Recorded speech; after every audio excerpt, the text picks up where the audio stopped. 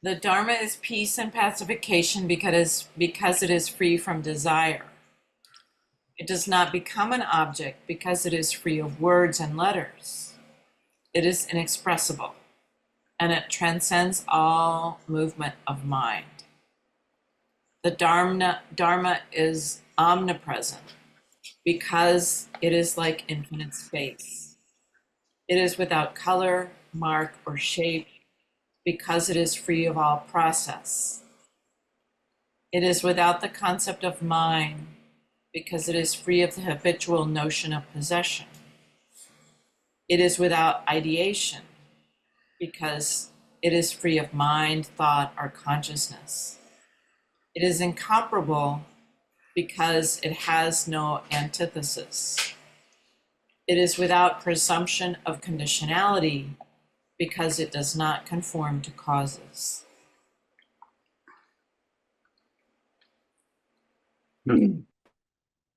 It permeates evenly all things because all are included in the ultimate realm.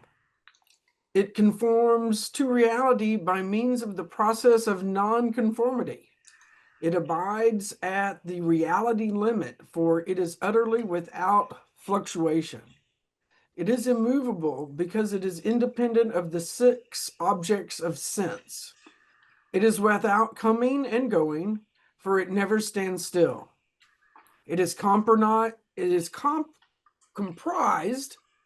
by voidness, is remarkable through singleness, and because of wishlessness, is free of presumption and repudiation. It is without establishment and rejection, without birth or destruction. It is without any fundamental consciousness, transcending the range of eye, ear, nose, tongue, body, and thought. It is without highness and lowness. It abides without movement or activity. So the way I get it is that the Dharma is what Buddha taught, but it's not, as it's spoken here, it's not Buddha's invention. It's the nature of how things are.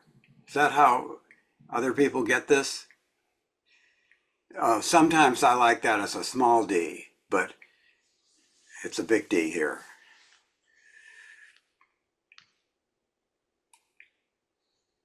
Okay, Cassie? I just finished. Oh, Ed. No, Donna. For me. Is Donna here? I'm here. Okay. Which where are we? Reverend, the last paragraph. Okay, that's what I thought. Reverend Muhammad Gradia, yeah. How could there be a teaching in regard to such a dharma? Reverend Mahamanagalagala, even the expression to teach the dharma is presumptuous, and those who listen to it listen to presumption.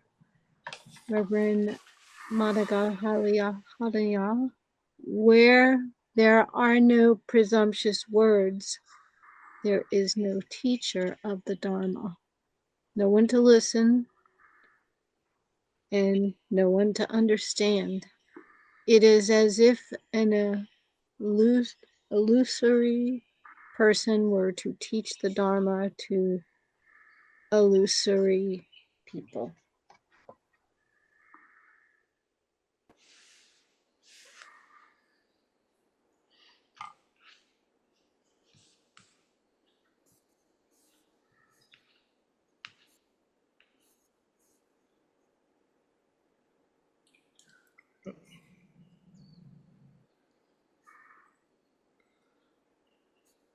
Okay, I think you lost me there for a second. Did we need to go back up a little more? Okay, now I see where okay, I got it. The teaching of Vimalakirti. Therefore, you should teach the Dharma by keeping your mind on this. You should be adept in regard to the spiritual faculties of living beings, by means of the correct vision of the wisdom eye, manifesting the great compassion, acknowledging the benevolent activity of the Buddha, purifying your intentions, understanding the definitive expressions of the Dharma. You should teach the Dharma in order that the continuity of the three jewels may never be interrupted. Lord, when Vimalakirti had discoursed thus, 800 householders in the crowd conceived the spirit of unexcelled perfect enlightenment, and I myself was speechless. Therefore, Lord, I am reluctant to go to this good man to inquire about his illness.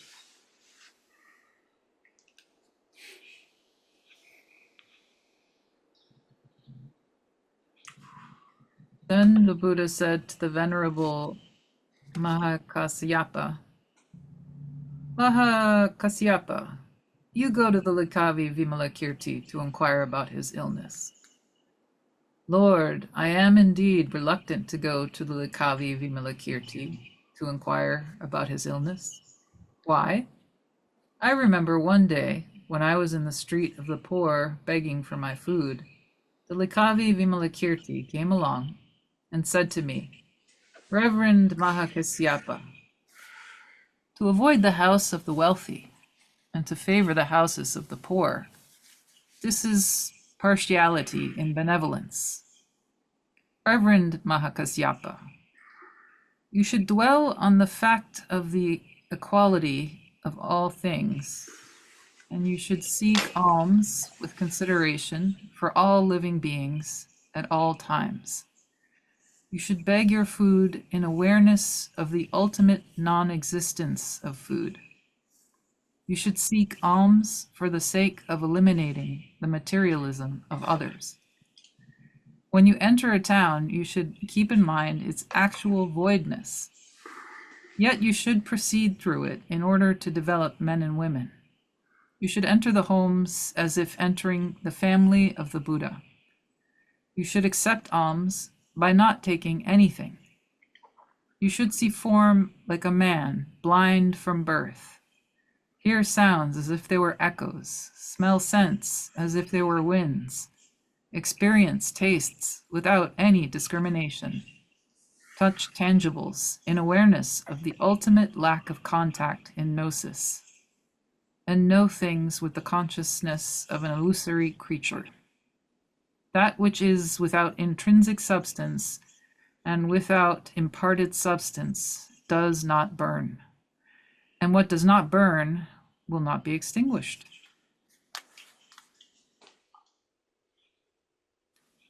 That was really deep.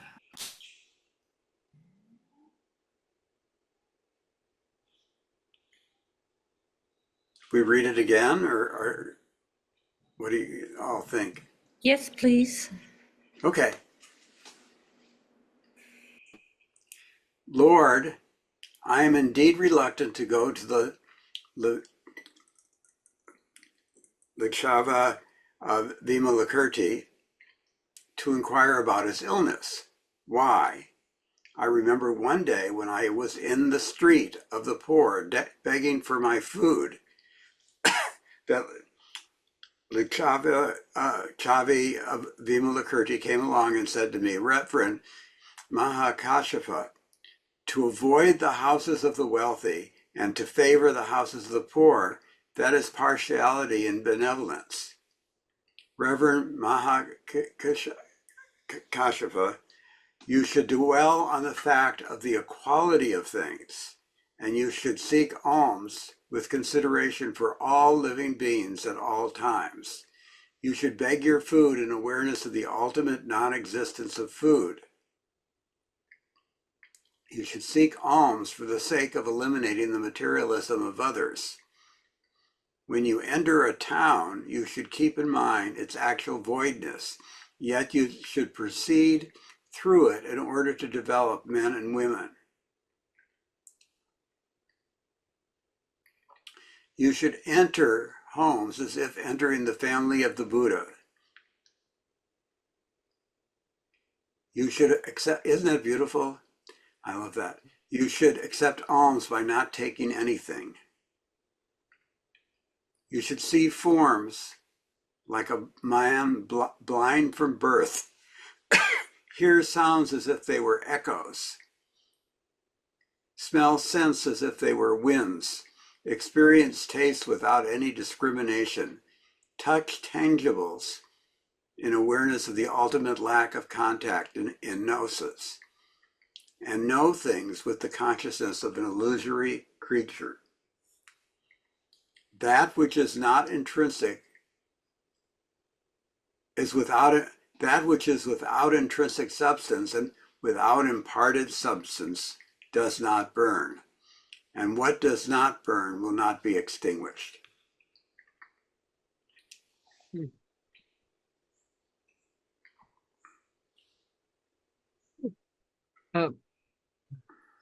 Elder Mahakaspa, if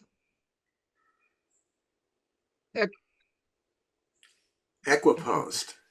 thank you. I don't think I've ever seen that word. If equiposed in the 8 libraries without transcending the 8 perverse paths, you can enter the sameness of reality by means of the sameness of perversity, and you can make it a gift to all living beings and an offering to all noble ones and Buddhas out of even a single measure of alms. Then you yourself may eat. Thus, when you eat after offering, you should be neither affected by afflictions nor free of afflictions, neither involved in concentration nor free from concentration, neither living in the world nor abiding in liberation. Furthermore, those who give such alms, Reverend, have neither great merit nor small merit, neither gain nor loss. They should follow the way of the Buddhas, not the way of the disciples. Only in this way, Elder Mahakasyapa, is the practice of eating by alms meaningful.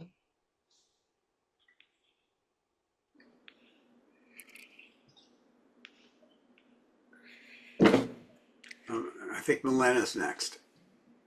Okay. Is Lord? I got lost. Yeah, that's it.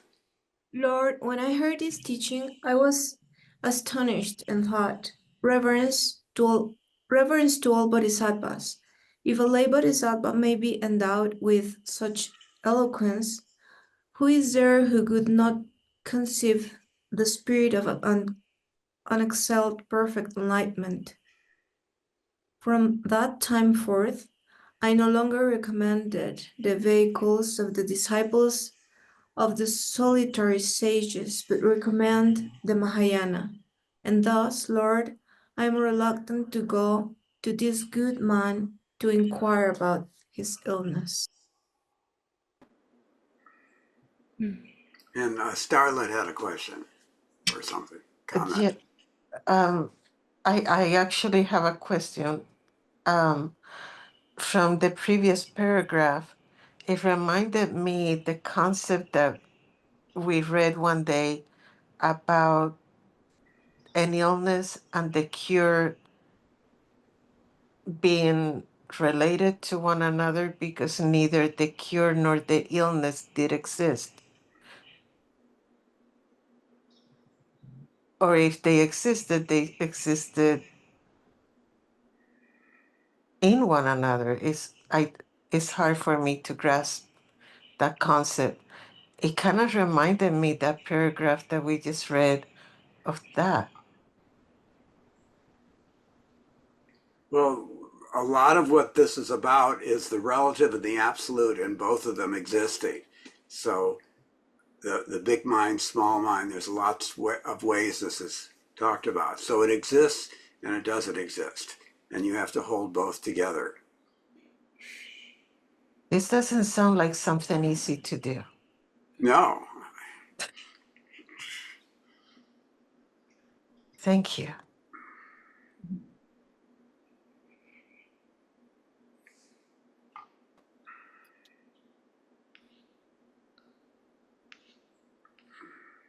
Who's next?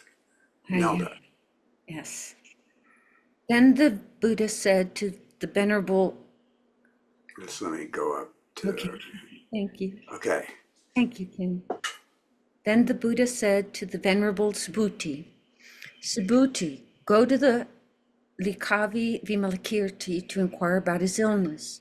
Subhuti replied, Lord, I'm indeed reluctant to go to this good man to inquire about his illness. Why? My Lord, I remember one day when I went to beg my food at the house of the Likavi Vimalakirti in the great city of Vaisali.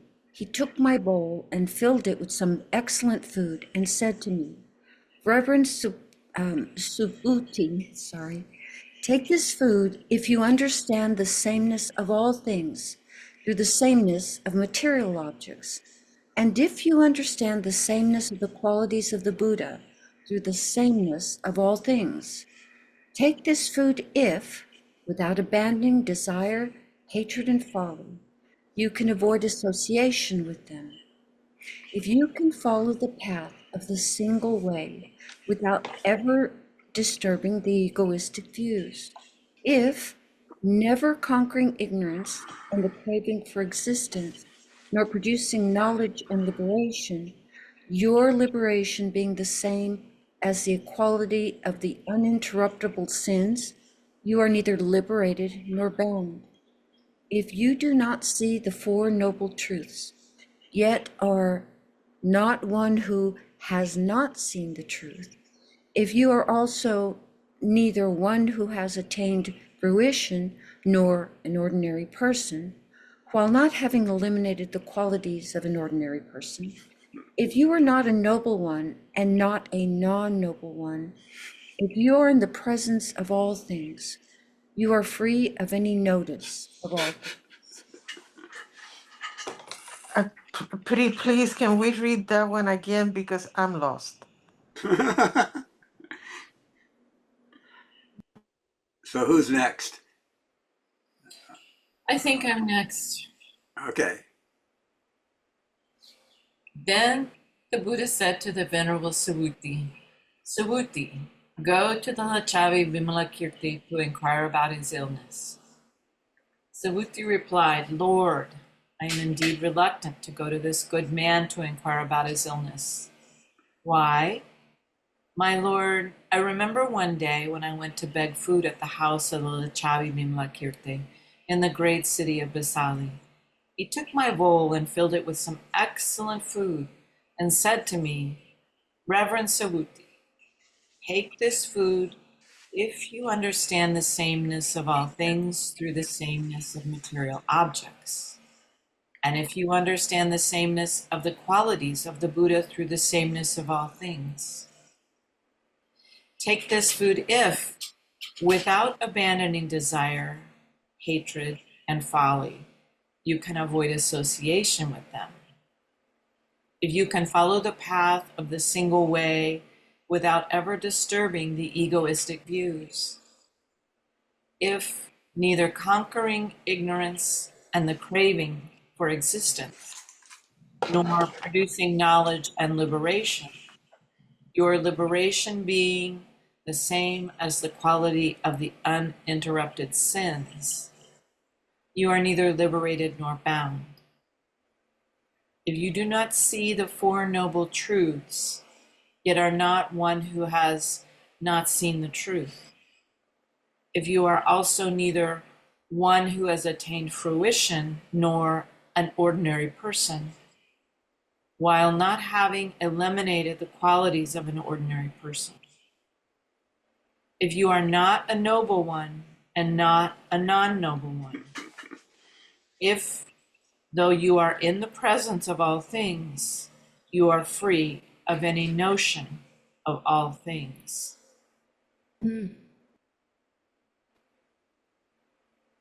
If I may ask, what is the uninterruptible sins?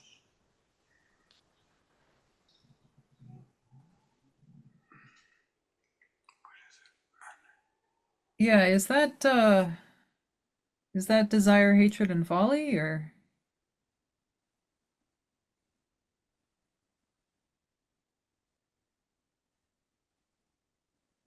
I don't know, but is just what resonates in my body is I can't get through a day without being human and having some craving, some desire, some delusions, some arrogance, some shame. I mean, it's very hard to get through a day, and I see that as uninterruptible, that there's always falling down in order to get up, falling down in order to get up.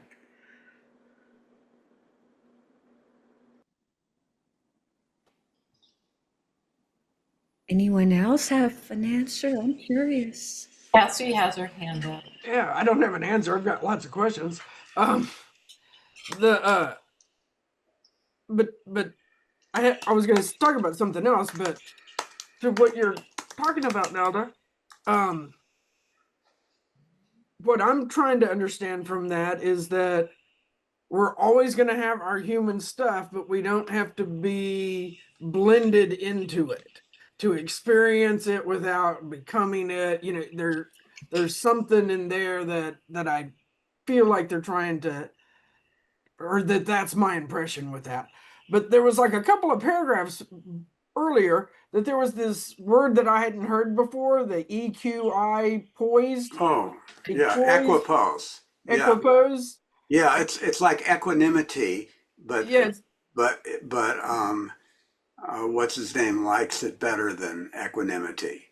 yeah, and counterbalance is what Google was saying. And so I was just like, oh, counterbalance that, and that's what made me then I started framing all of this with like scales in mind, that, you know, that we're not supposed to be all one way or all the other way, that they're both in play all the time, and not to think about or to identify solely as one or the other.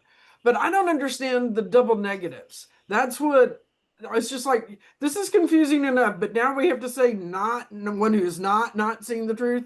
Like, why can't we just say one who, you know, why can't it just be like a straightforward thing there? I don't understand why it seems like they're trying to make it more complicated by doing that. Those bastards. Yeah. In a lot of languages, like in Russian, you have the double, triple, quadruple negative, and each time you add a negative, like it was horrible, it was not horrible, not whatever, it emphasizes that thing. Like in English, a double negative means a positive, right? So then you get completely confused. But in German or Russian or a lot of those languages, And in the Spanish. more in Spanish, the more negatives you add to the sentence, the more negative emphasis it has. If that makes any sense at all, which it may not. Well, not is really important because it refers to emptiness. So it's not this and not that.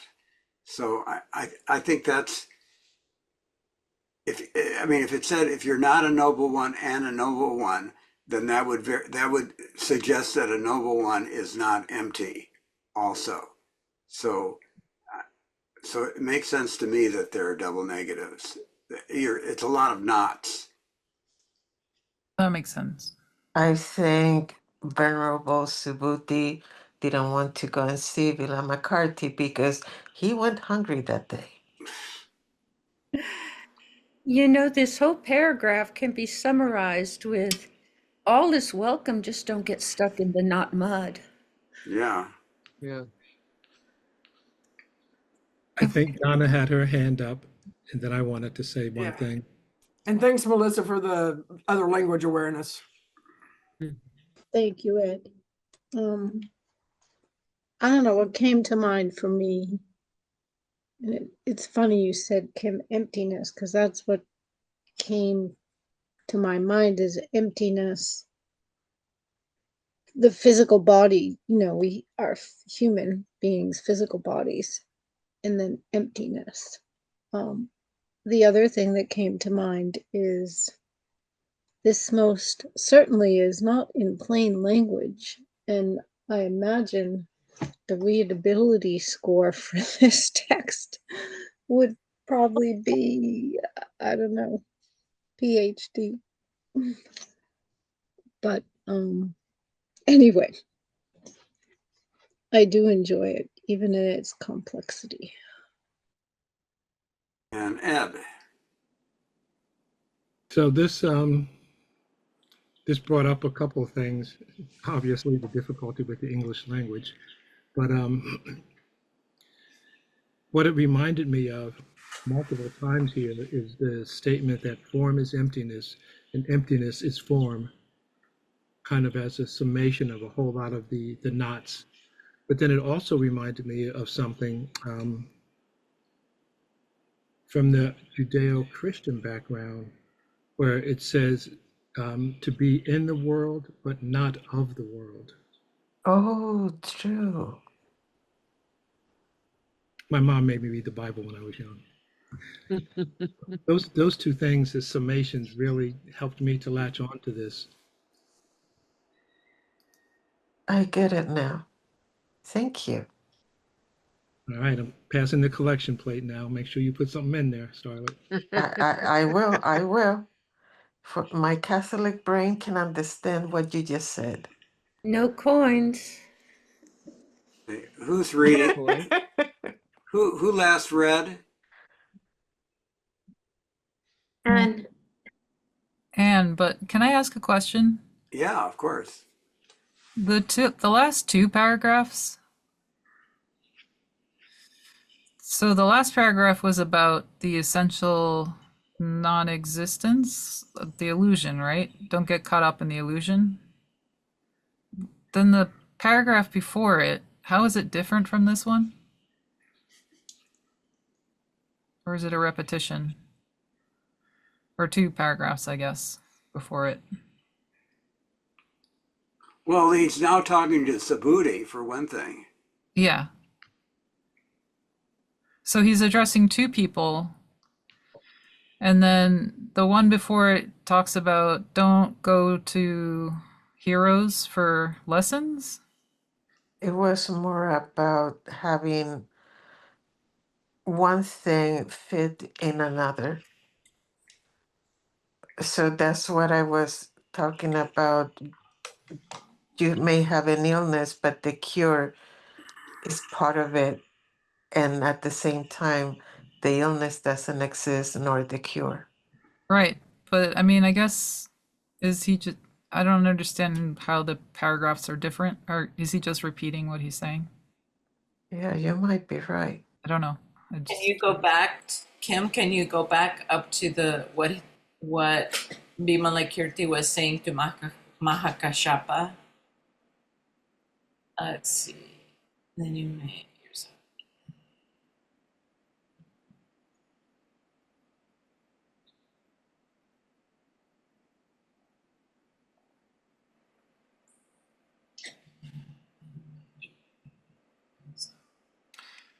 Oh, maybe it's you have to practice in order to get the benefit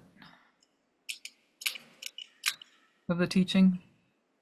You can't just like listen to lessons, you have to actually do it. That resonates. Maybe.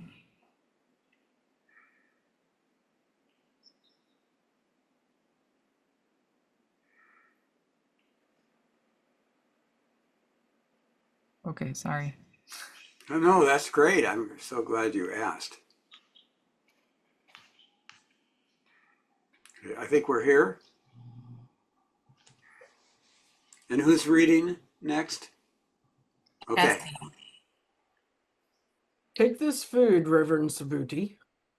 If, without seeing the Buddha, hearing the Dharma, or serving the Sangha, you undertake the religious life under the 6 outsider masters, namely Purana Kasyapa, Maskarin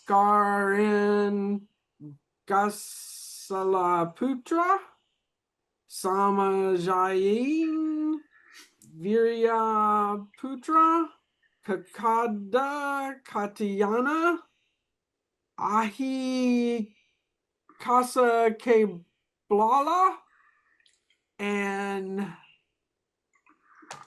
Nagarthan Yaraputra, and follow the ways they prescribe.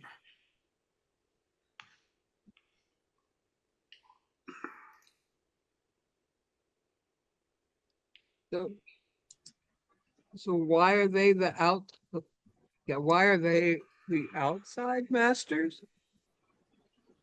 Did I miss something? I don't know. I think those are, I take it to mean they're teachers that are not Buddha, that have a different, they're kind of a different school. Oh. Okay. Well, okay. That's what That makes I sense. think they mean by outsider masters.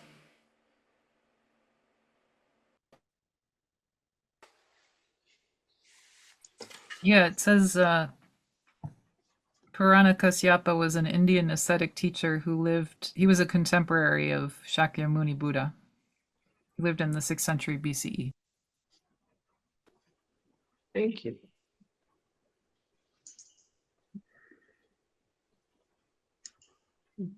Take this food, Reverend Subhuti. If entertaining all false views, you find neither extremes nor middle. If bound up in 8 adversities, you do not obtain favorable conditions. If assimilating the passions, you do not attain purification. If the dispassion of all living beings is your dispassion, Reverend, if those who make offerings to you are not thereby purified, if those who offer you food,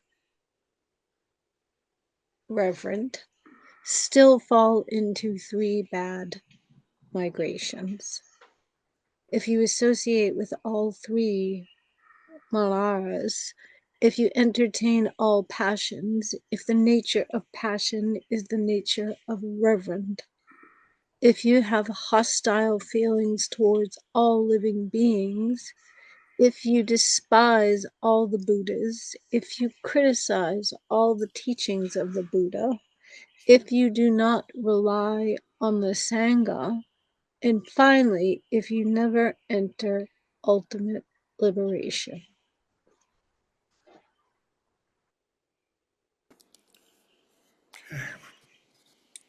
Lord, when I heard these words of the Lichavi Vimalakirti, I wondered what I should say and what I should do, but I was totally in the dark. Leaving the bowl, I was about to leave the house when the Lichavi Vimalakirti said to me, Reverend Subhuti, do not fear these words and pick up your bowl. What do you think, Reverend Subhuti? If it were an incarnation created by the Tathagata who spoke thus to you, would you be afraid? I answered, no, no indeed, noble sir. He then said, Reverend Subhuti, the nature of all things is like illusion, like a magical incarnation. So you should not fear them. Why? All words also have that nature, and thus the wise are not attached to words, nor do they fear them. Why? All language does not ultimately exist except as liberation. The nature of all things is liberation. That's a nice one.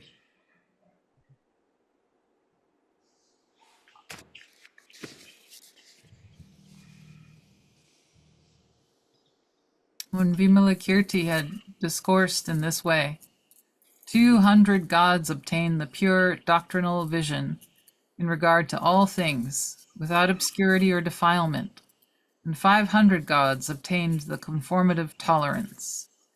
As for me, I was speechless and unable to respond to him. Therefore, Lord, I am reluctant to go to this good man to inquire about his illness.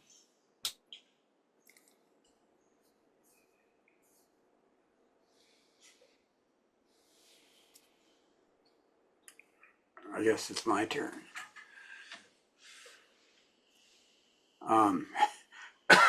Then Buddha said to the Venerable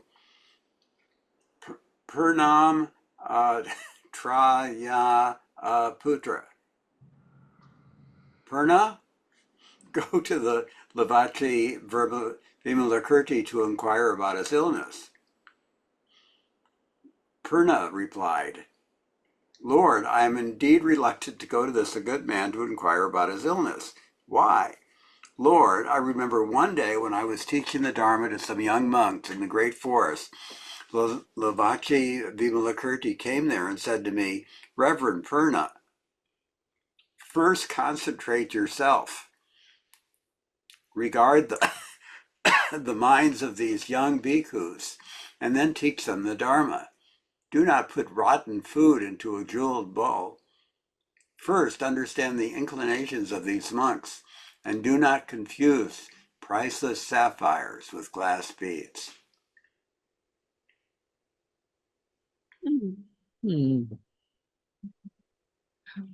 Reverend Purna, without examining the spiritual faculties of living beings, do not presume upon the one-sidedness of their faculties. Do not wound those who are without wounds. Do not impose a narrow path upon those who aspire to a great path. Do not try to pour the great oceans into the hoofprint of an ox. Do not try to put Mount Sumeru into a grain of mustard. Do not confuse the brilliance of the sun with the light of the glowworm, and do not expose those who admire the roar of the lion to the howl of a jackal.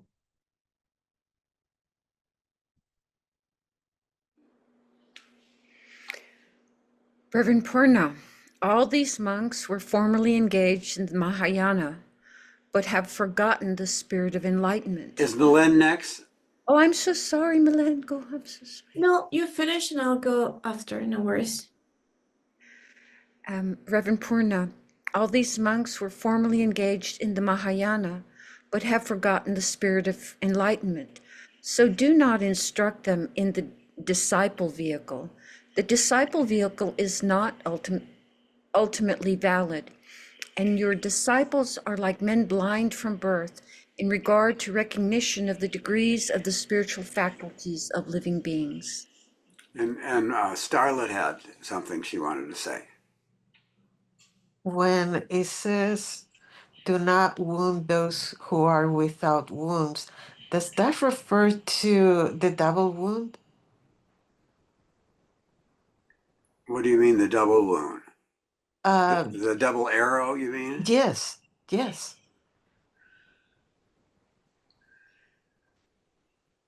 I don't know. Anyone I have a think he thought on does. that? I think it does. Because the thing is that he specifically states, do not wound those who are without wounds. So he is expecting that those disciples will get wounded, but he's saying they first have to have a wound. So that's the two arrows, I think. Donna?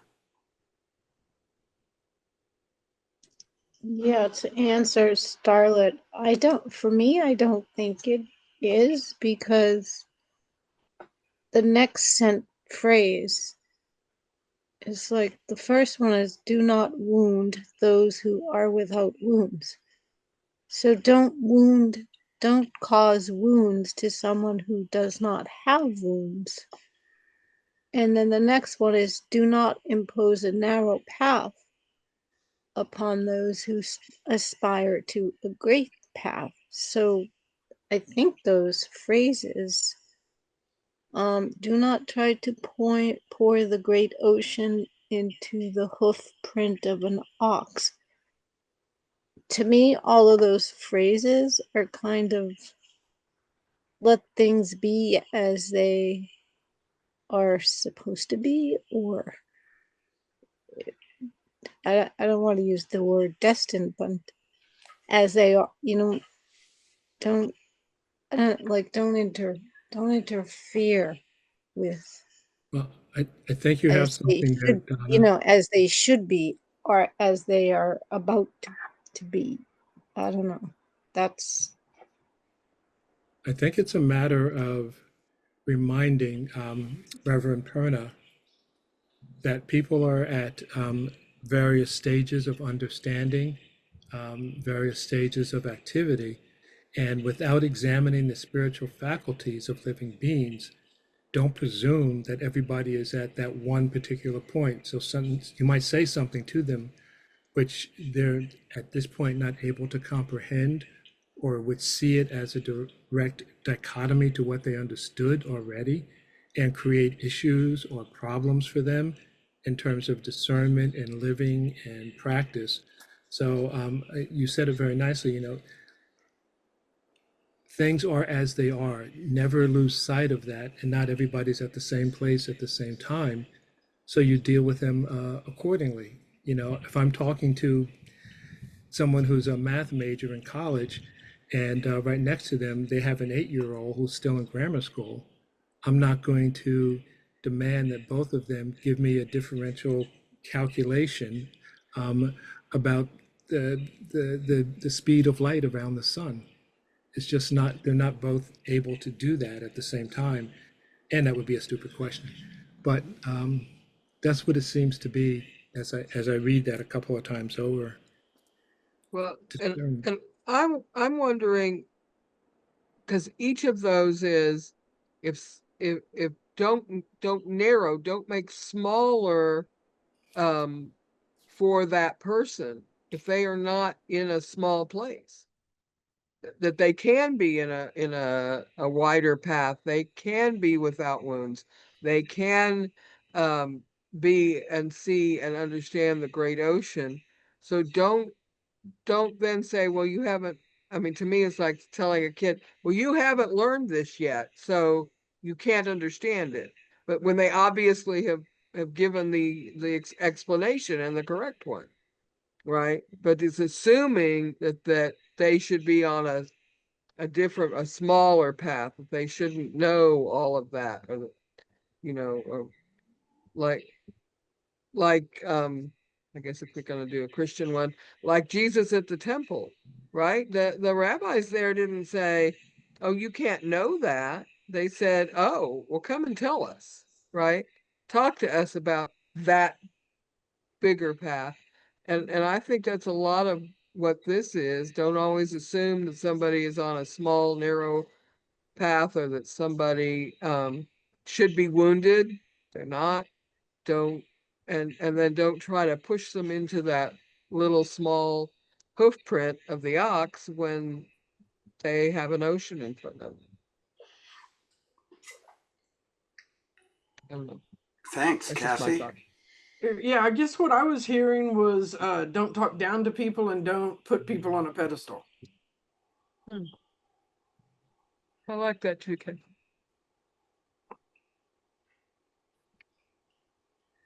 And Nelda? So the facet that I heard it from was sometimes the way we parent, correctly or incorrectly. We'll have this amazing child in front of us and we'll criticize constantly their shortcomings. Or we'll have this amazing child in front of us and we see the limitless potential and we open their eyes to their limitless potential. And of course, everyone's imperfect.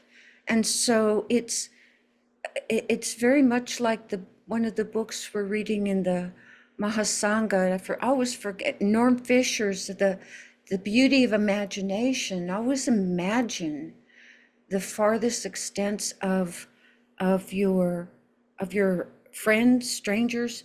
And by the way, I want to add one more thing, and then I'll stop.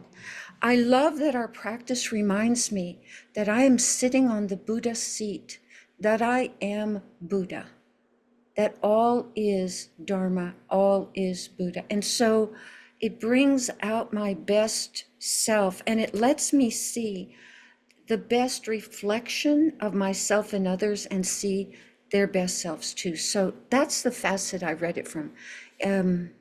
Yeah, keep people's visions open, expansive.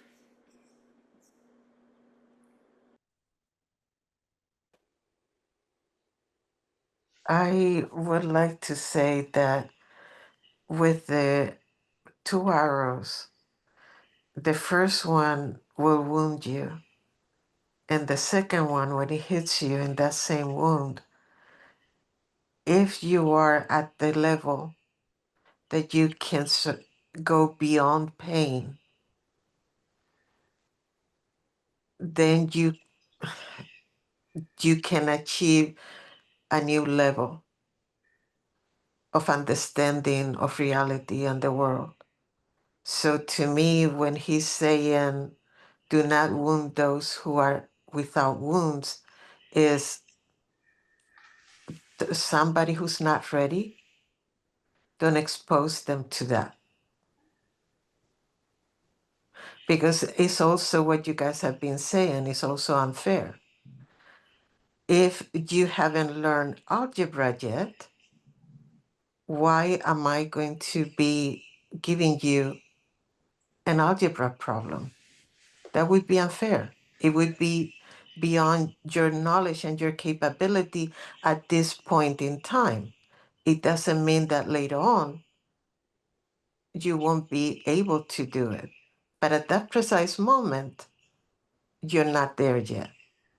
And Purna is talking to everybody, is preaching to everybody, like you guys were saying, at this, like if they were at the same level. And the fact is that each person is at a different moment in their life and capable of different understanding.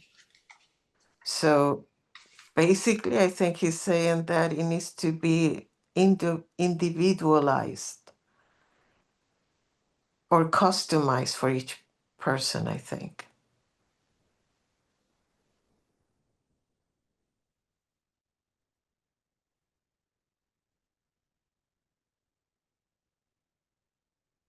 I think we should stop here and do our writing. There's so much there.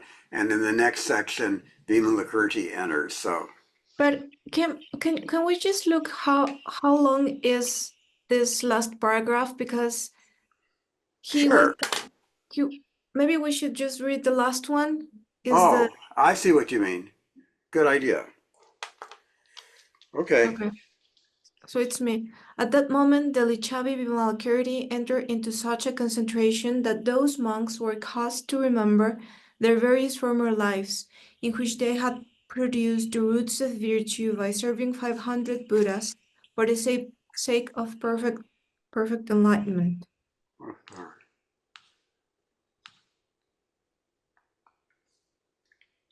As soon as their own spirits of enlightenment had become clear to them, they bowed at the feet of that good man and pressed their palms together in reverence. He taught them the Dharma, and they all attained the stage of irreversibility from unexcelled perfect enlightenment. It occurred to me then, the disciples who do not know the thoughts or the inclinations of others are not able to teach the Dharma to anyone. Why? These disciples are not expert in discerning the superiority and inferiority of the spiritual faculties of living beings, and they are not always in a state of concentration like the Tathagata, the Arhat, the perfect accomplished Buddha. Therefore, Lord, I am reluctant to go to that good man to inquire about his health.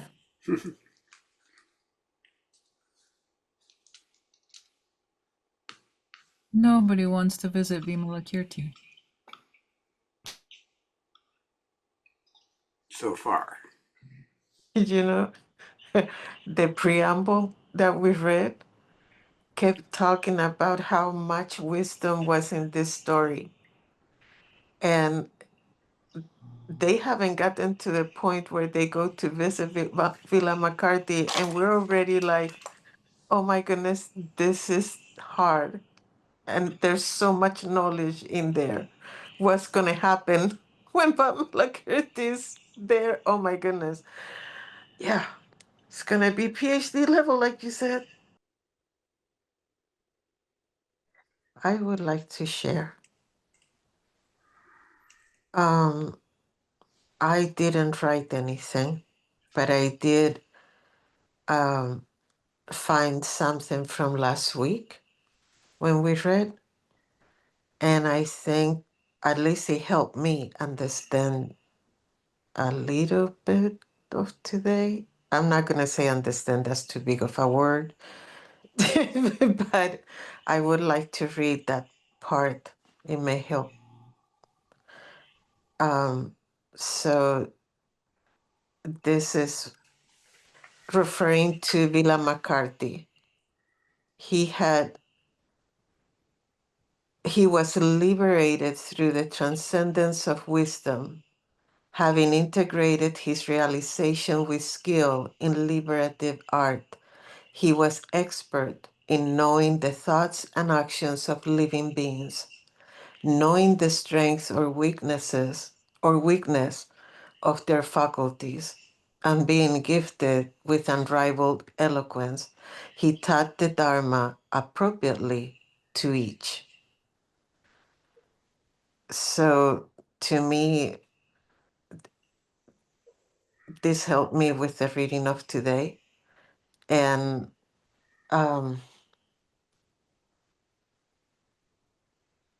I think that's also why they don't want to go and see him, because every time one of the disciples of Buddha is saying, no, I don't want to go and visit him, and gives him an example, Villa McCarthy has not only told them this is how you do it, he has actually liberated hundreds of people at the same time. So he kind of putting them to shame, I would assume.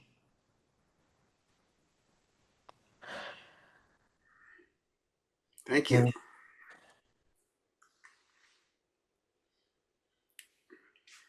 Who else would like to contribute?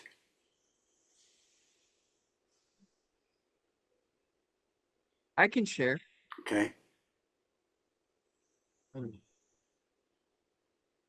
I may be totally misunderstanding, but I feel like Villa McCarthy is trying to get the teachers to understand that everyone is on a different place on the road, and that it needs to be recognized that it is okay for there to be people on the road who have big, wide, deep understanding, even though they may seem to have not had enough teaching or places for deep understanding.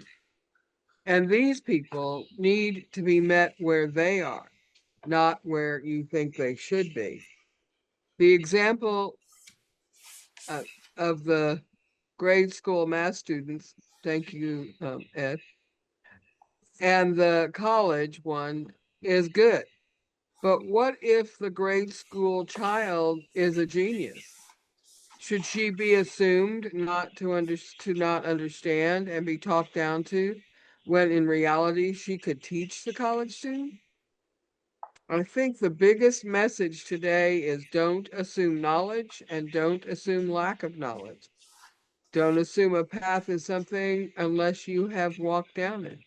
Don't assume you know the way, or Villa McCarthy may appear behind you and point out you are wrong.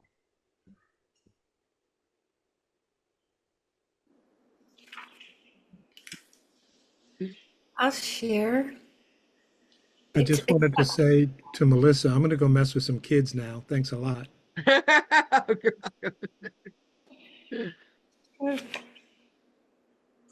So mine's not complete because it's like a flow of consciousness. So just read what I got to. A few years ago, I bought a book, the title of which is Jesus Was a Buddhist. I found the title intriguing, but I haven't read it yet. At the same time, every time we have one of these lessons, it resonates with my deep Christian teachings. So that's what I'll start with. Be in the world, but not of the world. Not of the world. What does that mean? Well, in Buddhist words, equipoise. There is no gain, no loss, therefore no ego, no attachment, no being tossed about by attachment like greed or aversion like fear. It also asks that we see receiving as giving, giving as receiving, all as belonging simply because it is here. That in itself makes it belong. Whether it's our pain, our loss, or sorrow, or our joy, our sympathetic happiness about the well-being of others, all of those things. Both my practices, my deep roots in Christianity and my Buddhism, ask me to hold greed, hate, delusion, shame, fear as welcome gateways to love, clarity, compassion, and equipoise. That's as far as I get.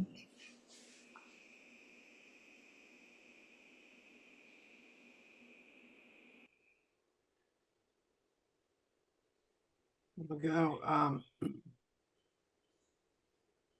I also wrote down your quote about being in the world, not of the world, Ed. So you just really spread that love around. Take this nourishment if you think you are perfect. Tricky, tricky. Perfect like I actually understand Buddha-ness, or perfect like being alive means there are always things to work on. Perfect like everyone, every teacher, every minute is a perfect teaching of that moment. In the world, but not of the world. Listening to lessons, you have to do it. You can't even have the separation of language to intellectualize yourself into an illusion of safety. The nature of all things is illusioned. That was their quote. The nature of all things is illusion, quote. All conditioned thoughts are false. Every part of you that you think someone has crushed is still a part of you and cannot be destroyed. 2,000 years later, science comes up with matter cannot be created or destroyed. Either they want to make this complicated, or my dualism can't be shattered or destroyed. Or was it created in the first place?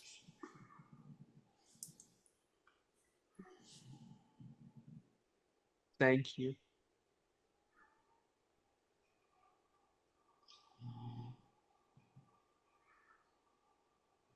I just kind of had a word salad here. I'd done a lot of one word or two word notes, and I tried to put them into something that I could read. So as much sense as it makes, good. As much as it doesn't make, even better. The state or the act of not knowing is as valuable and legitimate as any conclusion or consequence of enlightenment. Being most effective to self and others seems to be remembering and living to be in this world, but not of the world. There should be no presumption of absolutes, for human understanding cannot hold its steps, but still contains the experience of the option of liberation. Learning is boundless while embodied. That's it.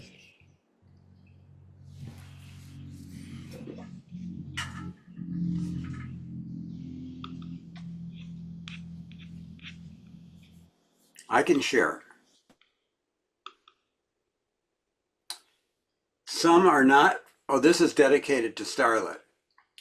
Some are not wounded and without sin, Their perception is that they are just, oh, sorry, I have to stop. I was doing something funky here. Been there. Been there. There you go. No.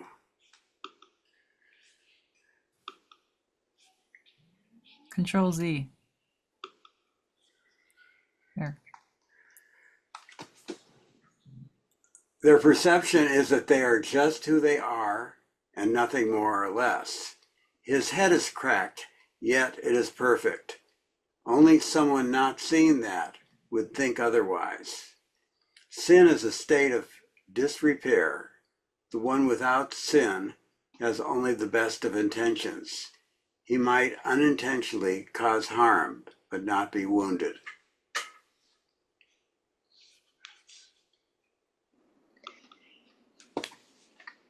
Kim, thank you.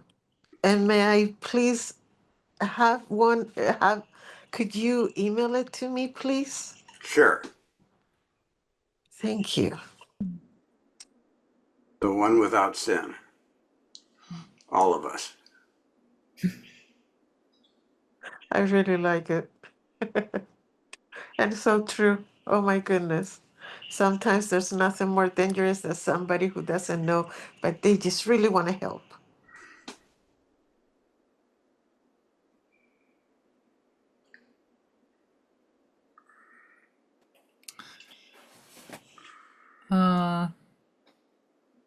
I wrote, in order for me to write, I have to pick up a pencil, a crayon, a piece of charcoal, a bucket of ink. And then I have to find a receptacle of the markings, a paper, a wall, a street, a stretch of sand. Does it really matter what I have to say, since paper burns and walls fall down and streets crumble and sand blows away? What does it mean to pick up a finger to find the implement with which to communicate, the means of display of what lies within a heart? If someone chances on a bit of graffiti by the 7-Eleven, a poem on the subway, a haiku in the sand, words and emotions conjured by the letter's stylings, by the spaces between the letters or the crush of the markings slashed side by side like weapons. What does all of this mean, the writing and the receiving, the pondering and the giving? It could just be another form of baking brownies, of robbing a bank, dancing at a disco, or injecting an immunization.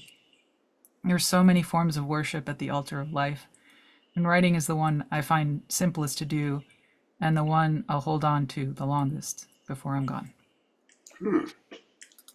Oh, Emily, so many forms of beautiful. worship at the altar of life. Oh, I love that. Thank you. Beautiful. That would be nice for just this. Mm-hmm. Yes.